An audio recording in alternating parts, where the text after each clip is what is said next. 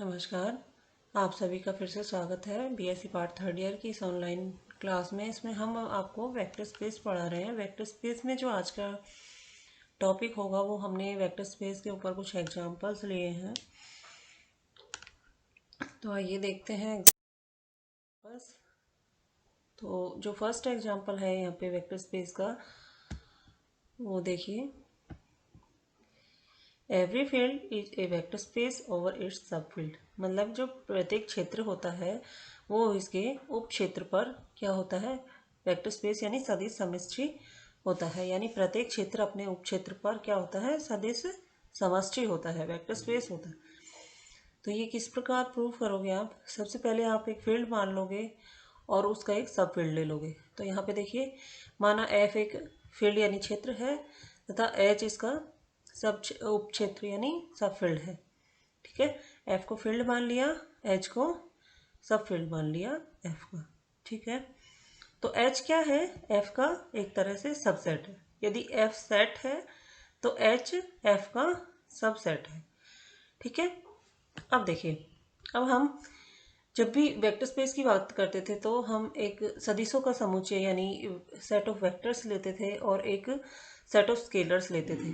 तो यहाँ हम जो भी एफ के अवयव होंगे, एफ के सारे एलिमेंट्स होंगे, उनको हम सेट ऑफ वेक्टर्स यानी सदिशों का समुच्चय ले लेंगे, और जो एच के सारे अवयव होंगे उनको हम सेट ऑफ स्केलर्स यानी अदिशों का समुच्चय मान लेंगे। ठीक है, तो एफ क्या होगा, सदिशों का समुच्चय, और एच अदिशों का समुच्चय। ठीक है, यानी एफ सेट ऑफ वेक्टर्स और एच में जो अवयव होंगे वो सेट ऑफ स्केलर्स, उनको मान लेंगे। ठीक है, तो यहाँ पे देखिए एफ ओवर एच, यानी जो फील्ड एफ है वो अपने सब फील्ड एच पर एक वेक्टर स्पेस बनाएगा। उसमें हमें दो द्विआधारी संक्रियाएं जो होती है, सदिश योग और अदिश गुणन, है ना। इसके साथ जो निकाय है, ये निकाय F H plus and multiplication, ये पूरा निकाय, ये क्षेत्र होगा। क्षेत्र कब होगा, यदि ये पांच जो वेक्टर स्पेस की पांच प्रॉपर्टी हमने बताई थी आपको डेफिनेशन में, वो यदि ये सेटिस्फाई कर जाए। ठीक है, तो देखिए, क्योंकि एच क्या है, एफ का ही सबसेट है। ठीक है, तो एच के सारे एलिमेंट एफ में भी होंगे। ठीक, तो यहाँ पे देखिए, क्योंकि ए बिलोंग्स टू एच, एक एलिमेंट ले लिया ए एच से, A belongs to H and x belongs to F, this implies that A H में बिलोंग करेगा तो ए एफ का भी एलिमेंट है। क्योंकि एच एफ का सबसेट है तो ए डेफिनेटली एफ में भी बिलोंग करेगा। तो यहाँ पे देखिए, दो element a belongs to F and x belongs to F, this implies that a into x belongs to F. ऐसा क्यों हुआ, क्योंकि एफ ऑलरेडी क्या है, एक क्षेत्र है। ठीक है, एफ क्या है, फील्ड है, तो फील्ड ग्रुप की प्रॉपर्टी को भी सेटिस्फाई करता है, और फील्ड मल्टीप्लिकेशन ऑपरेशन के साथ क्लोजर भी होता है, यानी समवृत्त प्रॉपर्टी सेटिस्फाई करता है। तो A into x belongs to F. तो ये जो है a belongs to h and x belongs to f, this implies that a into x belongs to f, ये क्या है आपका अदिश गुणन संक्रिया, स्केलर मल्टीप्लिकेशन है। ठीक है, तो ये जो ऑपरेशन है ये स्केलर मल्टीप्लिकेशन के लिए है, मतलब ये अदिश गुणन के लिए भी f क्या है, समवृत्त है। ठीक है, ये बताती है। और सदिश योग के लिए क्या करेंगे, सदिश योग के लिए एफ के ही दो एलिमेंट लेंगे और उन दोनों को ऐड एफ में ही हमें दिखाना है। तो ए और बी यदि एफ के दो एलिमेंट है तो ए प्लस बी भी एफ में ही बिलोंग करेंगे। ऐसा क्यों होगा, क्योंकि एफ क्या है, एक क्षेत्र है, क्षेत्र होने से पहले वो एक ग्रुप भी है ना, ग्रुप यानी समूह भी है। तो समूह की प्रॉपर्टी में एफ सदिश योग के साथ क्या होगा, समवृत्त होगा। तो इसलिए एफ में दो एलिमेंट, कोई दो एलिमेंट ले लो और उन दोनों को ऐड करोगे तो वो भी एफ में बिलोंग करेंगे। तो ये आपका सदिश योग संक्रिया कहलाएगा। और यहाँ पे जो दिखाया हुआ है कि a belongs to h and x belongs to f, this implies that ax belongs to f, this is scalar multiplication. Okay, तो f स्केलर मल्टीप्लिकेशन के लिए भी समवृत्त है और f सदिश योग के लिए भी समवृत्त है। तो आपने क्लोजर प्रॉपर्टी देख ली है। अब हम जो वेक्टर स्पेस की जितनी भी प्रॉपर्टी है वो यहाँ पे देख लेते हैं। तो वेक्टर स्पेस की जो सबसे पहली प्रॉपर्टी है वो क्या कहलाती है कि फर्स्ट प्रॉपर्टी है कि जो एफ है ना, फील्ड है वो एडिशन ऑपरेशन, एडिशन कौन सा है, vector addition, F field F vector addition के साथ एक क्रम विनिमय समूह है। तो आपको पता है कि एफ क्या है, फील्ड है। फील्ड है तो फील्ड होने के लिए पहले रिंग भी होना चाहिए और साथ के साथ इसे ग्रुप भी होना चाहिए। तो फील्ड है तो ग्रुप भी है, और field F F with respect to addition ये क्या होगा, एक क्रम विनिमय समूह होगा। ठीक है, तो इस प्रकार हम कहेंगे कि एफ प्लस एक क्रम विनिमय समूह है। सेकंड प्रॉपर्टी देखिए फील्ड की क्या, सबस्पेस वेक्टर स्पेस की सेकंड प्रॉपर्टी क्या कहती है कि हमने एक एलिमेंट ए एस से ले लिया और दो एलिमेंट अल्फा एंड बीटा, यहाँ पे बीटा नहीं लिखा है मैंने, आप यहाँ पे मैं बोल रही हूँ कि अल्फा और बीटा ये दोनों एलिमेंट फील्ड से बिलोंग करेंगे, है ना, और एक एलिमेंट हमें ए एच से लेना है। तो जो सेकंड प्रॉपर्टी कहती है वो क्या कहती है, A into alpha plus beta is equal to A alpha plus A beta, ये हमें दिखाना है। ठीक है, तो आप देखिए क्योंकि अल्फा किससे बिलोंग कर रहा है, एफ से, बीटा किसका एलिमेंट है, एफ का, ठीक है, और ए किसका एलिमेंट है, एच का।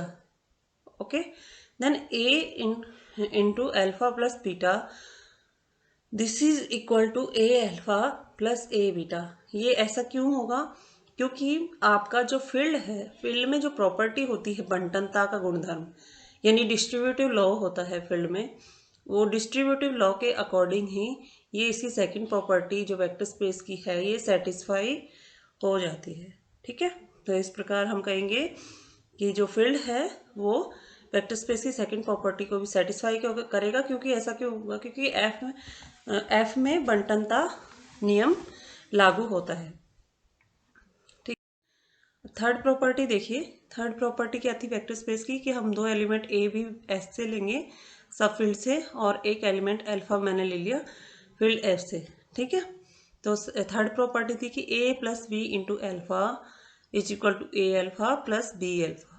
अगेन ये प्रॉपर्टी सेटिस्फाई होती है क्योंकि जो फील्ड है उसमें डिस्ट्रीब्यूटिव लॉ होल्ड होता है, इसलिए ये सेटिस्फाई हो जाती है थर्ड प्रॉपर्टी वेक्टर स्पेस की। ओके, फोर्थ देखिए आप इसे यहाँ पे, फोर्थ प्रॉपर्टी क्या कहती है वेक्टर स्पेस की, सभी एलिमेंट ए बी, ए और बी कोई भी एलिमेंट ले लो दो एस से, and alpha belongs to F के लिए। ठीक है, दो एलिमेंट ए बी हमने एस से ले लिए और अल्फा ले लिया एफ से। तो जो फोर्थ प्रॉपर्टी थी ए बी कोष्ठक बंद अल्फा इज इक्वल टू ए कोष्ठक बी अल्फा, ये भी अगेन क्यों सेटिस्फाई हो जाएगी, क्योंकि फील्ड में एसोसिएटिव प्रॉपर्टी होल्ड होती है विद रिस्पेक्ट टू मल्टीप्लिकेशन। ठीक है, associative property hold in F with respect to multiplication, so that जो फोर्थ प्रॉपर्टी है वेक्टर स्पेस की वो भी यहाँ पे अप्लाई हो जाएगी, मतलब होल्ड हो जाएगी। ठीक है,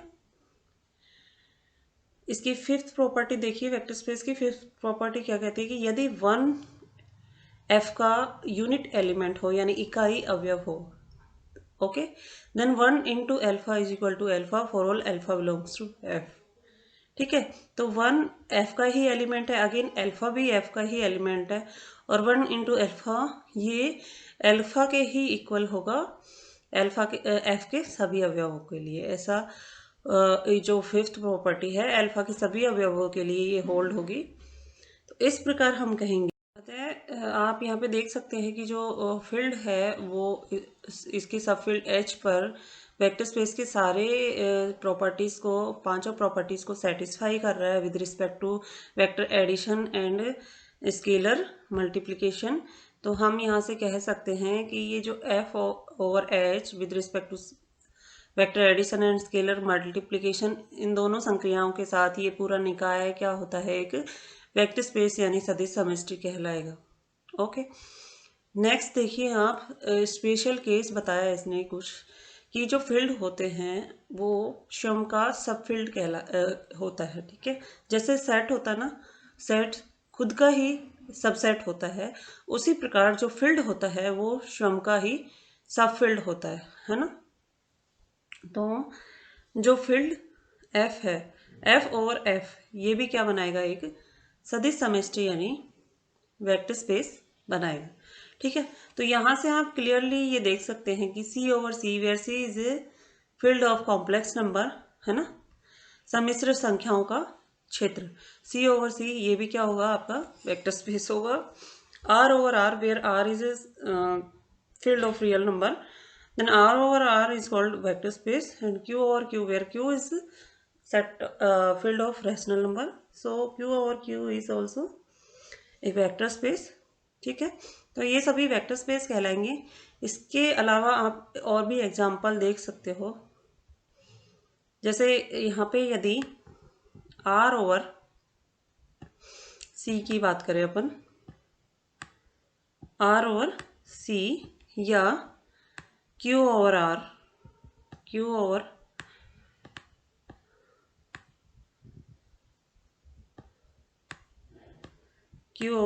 R, ठीक है। अगर R ओवर C और Q ओवर R की बात करें तो ये दोनों ही वेक्टर स्पेस नहीं होंगे। क्यों नहीं होंगे? क्योंकि यहाँ पे एक एलिमेंट हम C का लेंगे और एक एलिमेंट हम R का लेंगे, तो उन दोनों का जो क्लोजर उन दोनों का मल्टीप्लिकेशन के रेस्पेक्ट में जो क्लोजर प्रॉपर्टी होगी वो होल्ड नहीं होगी, है ना। इसी प्रकार Q ओवर R में भी वो जो क्लोजर प्रॉपर्टी होगी with respect to multiplication, scalar multiplication, वो Q ओवर R में भी होल्ड नहीं होगी। और वैसे भी यहाँ पे देखिए जो सब फील्ड होना चाहिए वो सब फील्ड होना चाहिए, ना कि सुपर फील्ड। ठीक है, तो यहाँ पे R C का सब फील्ड है, ना कि C R का सब फील्ड। ठीक है, इसी प्रकार आप देखेंगे यहाँ पे कि जो Q है सेट ऑफ रैशनल नंबर, वो R का उपक्षेत्र है ना। R Q का उपक्षेत्र नहीं है, Q R का उपक्षेत्र है, तो इसीलिए इन दोनों में यहाँ पे ये दोनों वेक्टर स्पेस नहीं होंगे। वेक्टर स्पेस होने के लिए जो हम जिसके ऊपर वेक्टर स्पेस शो करते हैं उसमें, जैसे यहाँ पे R एंड C है, तो यहाँ पे C को R का उपक्षेत्र होना चाहिए, जबकि C R का उपक्षेत्र नहीं है। ठीक है, तो इसलिए ये दोनों क्या नहीं है, वेक्टर स्पेस नहीं है। ठीक है, okay. Stay home, stay safe, thank you so much. इससे अगले नेक्स्ट चैप्टर में हम आपको अगेन कुछ एग्जाम्पल वेक्टर स्पेस के ही करवाएंगे, एंड तब तक के लिए थैंक यू।